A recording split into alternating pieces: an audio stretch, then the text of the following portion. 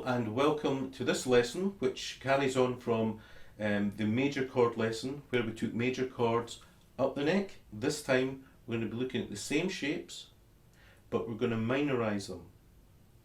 Now the only difference between a major chord, triad, and a minor chord of the same name is a flattened third. So if we look at the say the chord of C, and I play the scale of C, C, D, E, F, G, A, B, C.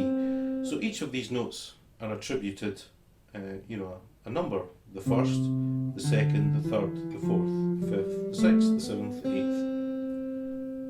So if we go up to the third, first, the root, the second, and the third, and flatten it, and then add that to the root and the fifth of the chord, we get a minor chord. So if we majorize that again, then we get a minor chord. So that's how to get a minor chord from a major chord. And I'm just going to, you'll have to look at the actual diagram here to catch this. But that's C minor with the top note playing the octave note. I'm not playing these bottom and top strings because those are E, and C minor has an E flat. If you actually played it, it would sound like this. Yeah, not too good. So you might be going for that sound, but most of the time you're not. You can mute that just by using parts of the finger to cut it out. So let's look at our 5 shapes. We've got G major. We're going to play G minor like this by flattening the third. We're only playing those 4 strings. So we've seen C minor, we've got that here. We've got D minor played like this. Now, just like in the major scale exercise, I want to move the third of the chord. I want to move it down so it becomes a first inversion. That's the note in the bass is not the root but the third, which is a first inversion. Any problems with that? Look back at that major lesson on the 5 chords, and it explains it. I'll explain it in a little more detail. So that was G minor, C minor, D minor. We have E minor, and we have A minor. So E major to E minor, A major to A minor. Again, always just flattening the third. So we're going to do just a simple progression. We're going to do chords G minor, C minor, and D minor. And that's going to be our chord progression. We're going to play this in 5 positions. So you might be used to playing it like this. And there's nothing wrong with that. I just want to give you some options and to maybe open your eyes and ears to some alternatives in actually playing these. So we've got G minor, C minor, D minor, first inversion, G minor. Let's play it here. We have G minor, that's an E minor shape, C minor, an A minor shape, and we've got D minor played like this, which was our C minor shape we worked out, brought up. Just play that again for you. C minor there, D minor, G minor, G minor, C minor, D minor. Okay, so that's 2 positions when I got it. Now I do realise this is kind of really quite dark, isn't it?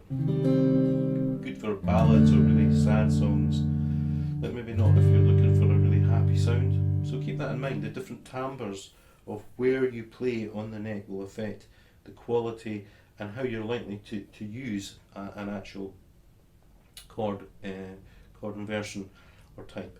So here we're going up to here. This is G minor, so this is the D minor shape. We're going to take it up to there. I'm going to go first inversion. D E minor, our next chord's C minor. There it is there. That's just a G major shape taken down like that. And then there's a D minor, which is an A minor shape. I'm sure a lot of you will know that. And back to G minor. It's quite, it can be quite sort of sad, this.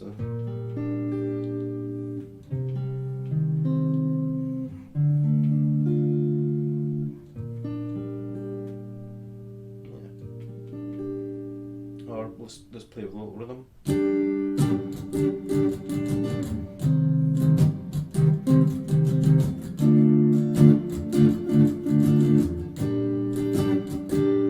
Doesn't really sound finalised there, does it? You want to hear that, don't you? Anyway, this is all heading towards a conclusion, believe it or not, later on. So here we have our next three shapes. There's G minor there, C minor with an E minor shape, D minor with our G minor shape, and back to G minor.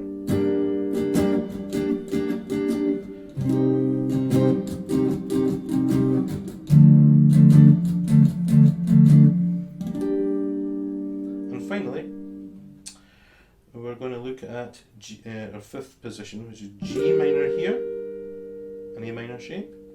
There's a C minor, that's very nice and bright, isn't it? I like that. And then D minor here, G minor, C minor, A minor, G minor. So I'll just go through all those one after the other so you can hear them played up the neck. G minor, C minor, E minor, there's G minor, coming a bit brighter now, G minor, C minor, there's D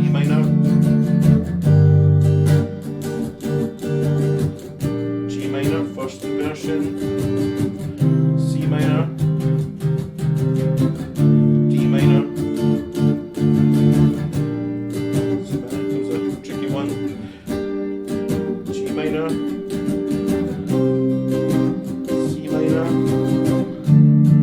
there's D minor, forgot G minor again, C minor,